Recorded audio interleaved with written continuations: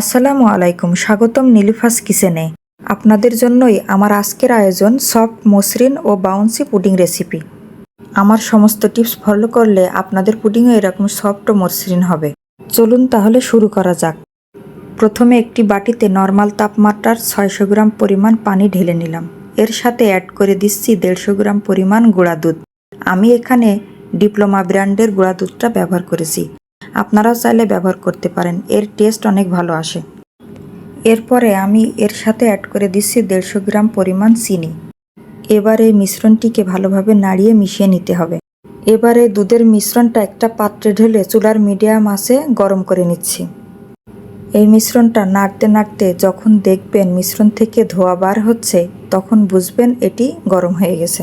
আপনাদের খেয়াল রাখতে হবে দুধের মিশ্রণটা যেন কখনোই ফুটে না ওঠে। ধোঁয়া ওঠা অবস্থাতেই মিশ্রণটাকে নামিয়ে ফেলতে হবে।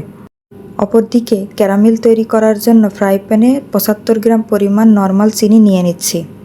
অনেকেই অভিযোগ করে থাকে ক্যারামেলটা নাড়তে নাড়তে চিনিটা নাকি আগের ফর্মে চলে আসে। আমি আপনাদেরকে একটা টিপস শেয়ার করি, সেটা হলো চিনিটা কখনোই আগে থেকে নাড়তে যাবেন না। চিনির কালারটা যখন হালকা সোনালি বর্ণের হয়ে আসবে তখন নাড়া শুরু করবেন। চুলার একদম মিডিয়াম হিটে ক্যারামেলটা তৈরি করতে হবে। অবশ্যই খেয়াল রাখতে হবে ক্যারামেল দিয়ে যেন ধোঁয়ার সৃষ্টি না হয়, তাহলে ক্যারামেলটা খেতে তিতা লাগবে। আপনাদের সাথে কথা বলতে বলতে আমার ক্যারামেলটাও রেডি হয়ে গেছে। এবার আমি যে পাত্রে পুডিং তৈরি করব সে পাত্রে ক্যারামেলটা ঢেলে নিচ্ছি। ক্যারামেলের মিশ্রণটা পুডিংয়ের পাত্রে ঢেলে নিয়ে চারিদিকে ঘুরিয়ে এটাকে আমি সেট করে নিচ্ছি। এই মিশ্রণটা গরম অবস্থাতেই পুডিংয়ের পাত্রের চারিদিকে ঘুরিয়ে সেট করে নিতে হবে, তা না হলে দ্রুত জমে যাবে। ক্যারামেলটা সেট হয়ে গেলে সম্পূর্ণ ঠান্ডা করে আমি পরবর্তী প্রসেসটা শুরু করছি। আগের প্রসেসে দেখানো আমি যে দুধের মিশ্রণটা গরম করে ঢেলে নিয়েছিলাম, সেটি উষ্ণ গরম হয়ে গেলে তার মধ্যে একে একে ডিম ভেঙে দিয়ে দিব।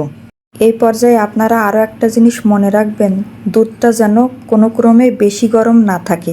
উষ্ণ গরম অবস্থাতেই দুধের ভিতরে ডিম ভেঙে দিতে হবে। দুধের মিশ্রণটা গরম থাকা অবস্থায় তার মধ্যে ডিম অ্যাড করে দিলে ডিমের সাদা অংশ দানা দানা বেঁধে যেতে পারে। ডিমের সাদা অংশগুলো দানা দানা বেঁধে গেলে সেক্ষেত্রে পুডিংটা সফট ও মসৃণ হবে না।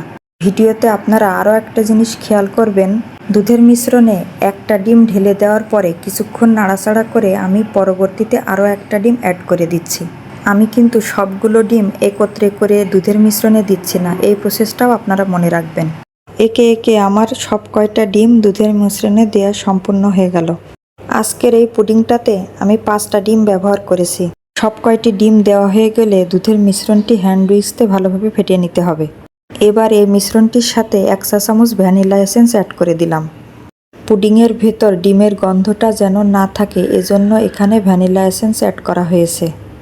ভ্যানিলা এসেন্সটা অ্যাড করার কারণে পুডিংয়ের ভিতরে একটা সুন্দর ফ্লেভার আসবে। এরপর যেই পাত্রে আমি ক্যারামেলটা সেট করে রেখেছিলাম সেই পাত্রের উপর একটা ছাঁকনি দিয়ে মিশ্রণটা ঢেলে সেঁকে নেব। পুডিংয়ের ভেতর এবং বাহিরে মসৃণ করতে চাইলে এই প্রসেসটা অবশ্যই ফলো করতে হবে। আজকের এই পুডিংটা আমি ওভেনে বেক করে নেব।